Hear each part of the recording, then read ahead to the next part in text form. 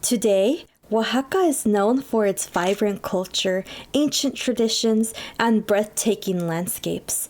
But beneath the bustling cities and mountain valleys lies a history tracing back for centuries, long before the arrival of the Spanish. These ancient tales were recorded in intricately painted codices, crafted by indigenous artists and scribes. They reveal a world where history and myth intertwine, filled with kings, conquerors, divine beings, and creatures beyond imagination. Amongst all these figures, there is one that stands out the most. His name is Lord 8 Deer. Hello everyone, I'm Chaya, your local Aztec VTuber, and today we will learn about one of the greatest kings in Mixtec history. He was fearless, ambitious, and his journey was nothing short of legendary.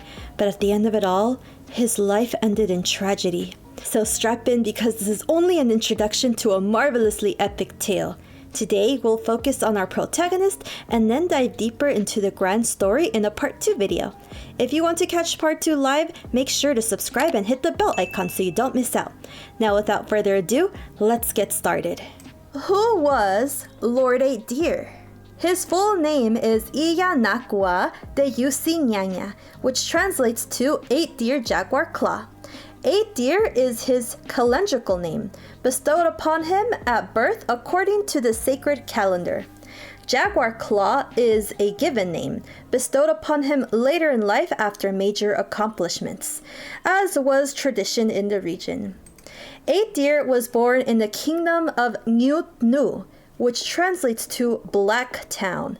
It is located in modern-day Oaxaca and is commonly known as Tilantongo, which is its Nahuatl name.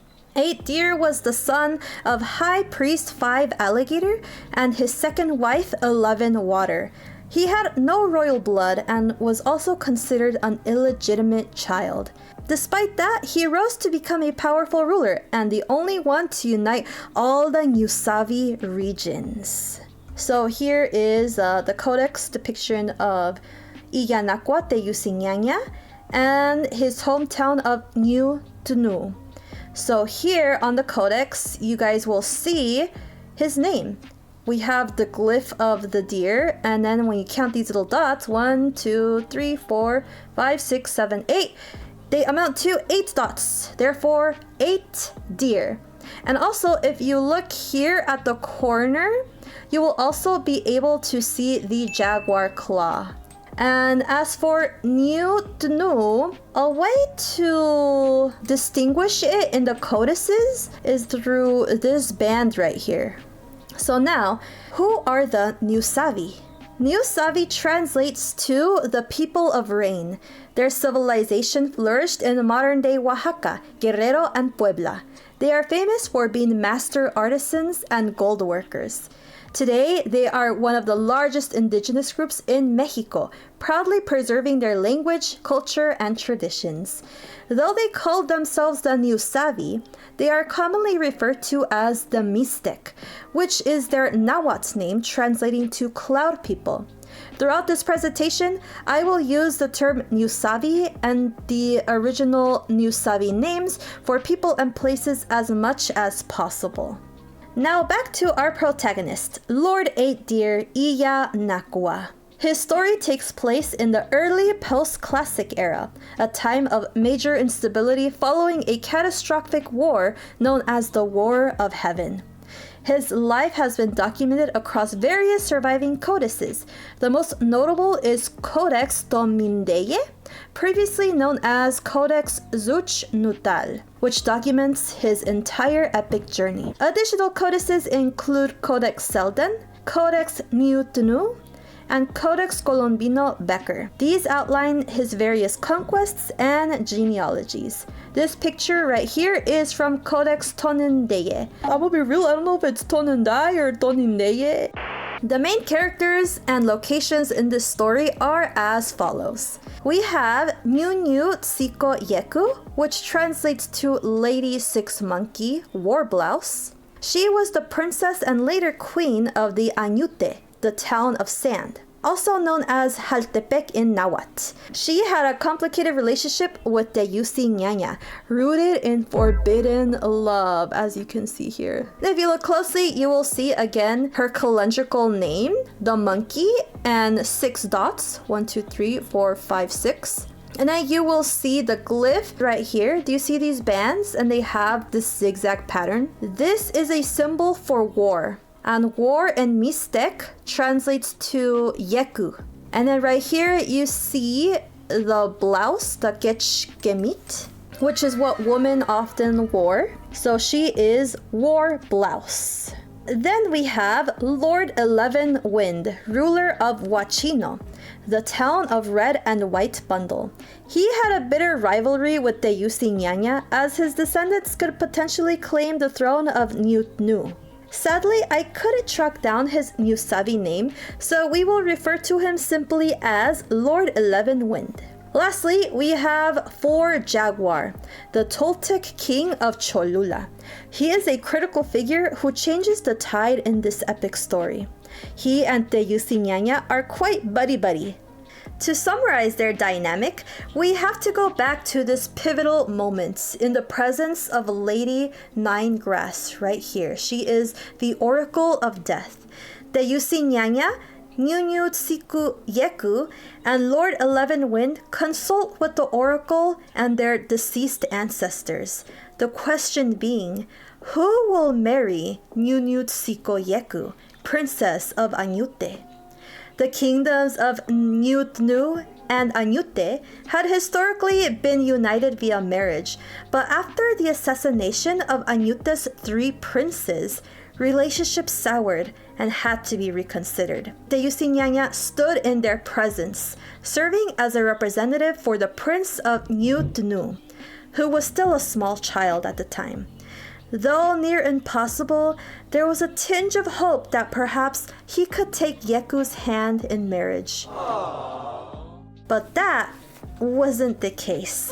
The Oracle of Death declared that Ñuu Tnoo Yeku would marry Lord 11 Wind, ruler of Huachino, breaking the long-standing alliance with Ñuu Tnoo. And the Yusi Ñaña was commanded to leave his hometown of Ñuu Tnoo and be stationed far away in the coastal region of Dzaa, the Hill of Bird, also known as Tututepec. So just to explain a little bit of the codices presented here, this is Lady Ninegrass. She is the Oracle of Death. And here, this is known as the House of Death. And it is a very spooky place, chat. It is described to be a very deep and sacred cave. And in that cave is where the Ñuu Savi would bury their dead. And so here we have one of the ancestors, their bundled corpse. And so what would happen is that they would convene with the corpses of their ancestors. They would speak to them and gain their wisdom. And here we see Lord 8 Deer, we could tell by his glyph. And right here is Tsiko Yeku, and we could tell by her glyph as well. And they are seated side by side. Do note, chat, that Tsiko Yeku is seated on a jaguar throne. You see the little tail of the jaguar? And note that the Yusi Ñaña has no such seat. He had no royal blood, chat. He was just some basic guy. So, that decision was a massive hit to his hopes and dreams. Yucu Dzaa was very underdeveloped, dangerous, and far from his beloved home. He was set up for failure. But he was tenacious. Despite the odds being against him, the Yusi Ñaña saw a glimmer of opportunity. Yucu Dzaa was rich in resources and found itself in an excellent area for trade. He quickly got to work, and in time, Yucu Dzaa became a great city, and the Yusi Ñaña a rich and powerful warlord. So here you can see Tututepec. You can see how far away it is from Tilantongo, aka Ñuu Tnoo. Meanwhile, back home, tensions started rising between Ñuu Tnoo and the allied kingdoms of Añute and Huachino. It culminated in the sudden death of the young ruler of Ñuu Tnoo. The royal line of Ñuu Tnoo ended with him as he left no heir. And thus began the race for the throne. Lord 11 Wind, with his prestigious bloodline, had more claim to the empty throne than Ñaña. It seemed like a hopeless ambition for Ñaña, despite his great merit. But when all hope seemed to be lost, a mysterious visitor appeared. The Toltec king, Jaguar, had caught wind of Ñaña's great accomplishments. He summoned Ñaña to his kingdom of Cholula, far away from Ñuu Savi territory and into the lands of the Tolteca Chichimeca. He proposed a deal to Ñaña. He said, "Prove yourself to me, and I will name you Lord. But if you fail, you die." It was a risky deal, but it was a risk Ñaña was willing to take. Now, what the heck is the deal with Jaguar? Well, something interesting to note is that he might be Topiltzin Quetzalcoatl himself. And as we have studied before, Topiltzin was such a key figure in Mesoamerica that legitimacy of rule was often traced to him. So when he said he could make Ñaña as a lord, it was no joke. But what did Jaguar have to gain from this arrangement?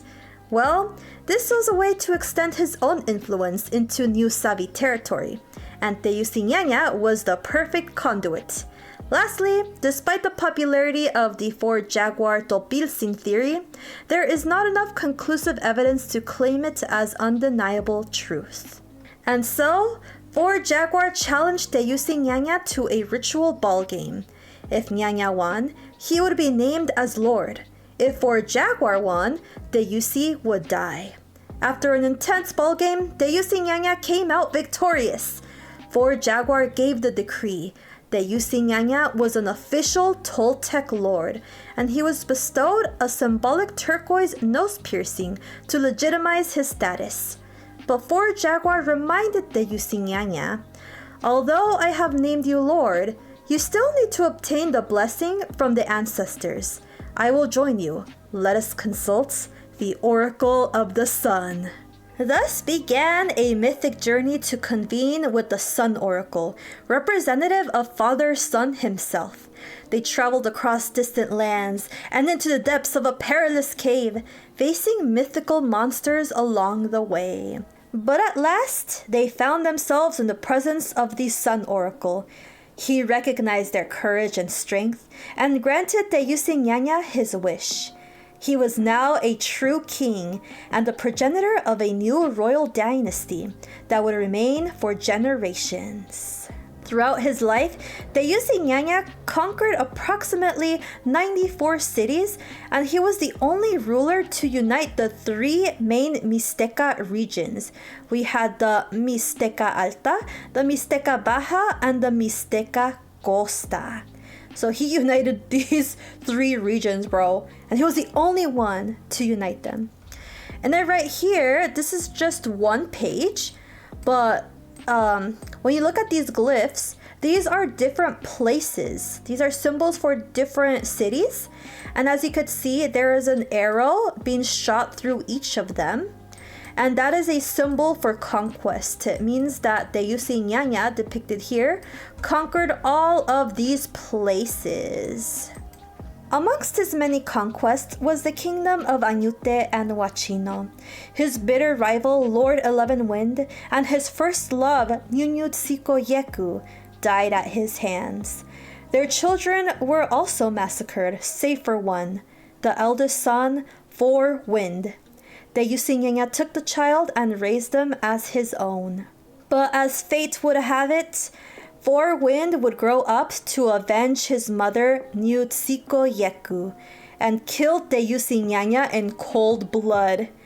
Wind then married one of Ñaña's daughter, finally uniting all the royal lines. And that, my friends, was my mini crash course on the life of Iyanaqua Ñaña, the great warrior king of the Ñuu Savi. We will do a dedicated story time of this entire legend in the future because trust me, there are a lot of things I condensed for time, so make sure to subscribe so you don't miss it. If you want to continue chatting with Mesoamerican enthusiasts, join the party over on Discord. And if you want to keep up with my history content, I post art and stories on Twitter, Instagram, and TikTok. Until next time, my Citlaltin, bye bye!